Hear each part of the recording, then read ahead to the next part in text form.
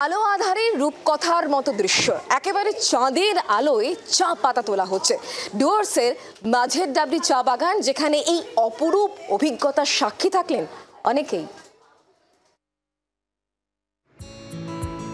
আলিপুরদুয়ারের ডুয়ার্সের মাঝের ডাবরি চা বাগান এখন পর্যটকদের নতুন গন্তব্য।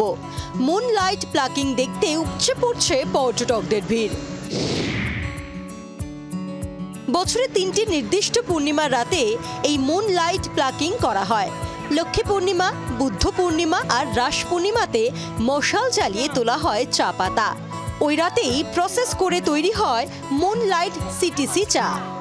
পর্যটকরা বিভিন্ন জায়গা থেকে এসছে, ব্যাঙ্গালোর থেকে এসছে, কলকাতা থেকে, স্পেশালি কলকাতা থেকে অনেক পর্যটক এসছে। আমাকে ওরা কানেক্টেড করে হোটেল বুকিং করে ওরা এসছে শুধু মুনলাইট প্লাকিং দেখার জন্যই।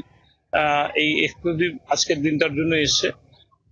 পাশাপাশি আমরা আজকে স্টার গেজিং, মুন গেজিং দেখাচ্ছি।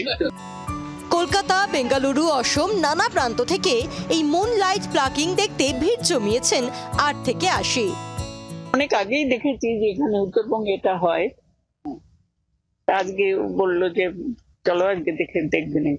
হ্যাঁ, আমি আগেই শুনে দেখতে তো যেতে হবে অবশ্যই, কেন পৃথিবীর আর কোথাও এই জিনিস হয় না। সচক্ষে কেমন দেখলেন? খুব ভালো, খুব ভালো অভিজ্ঞতা। এটা অত্যাধুনিক একটা ব্যাপার। সব বাগানে এগুলো চালু হলে পর্যটনের খুব সহযোগিতা হবে। এইভাবে আমরা চা বাগানকে এইভাবে ব্যবহার হতে আমরা দেখিনি। সাধারণত সবাই দিনের বেলায় আমরা প্লাকিং দেখি, রাতের বেলা প্লাকিংটা একটা অন্যরকম অভিজ্ঞতা। জ্যোৎস্নার আলোয় চা পাতা তোলা আর রাতেই তৈরি চা পাতা, এমনই রোমাঞ্চে মেতেছে ডুয়ার্স। আলিপুরদুয়ার থেকে তপন দেবের রিপোর্ট, জি 24 ঘন্টা।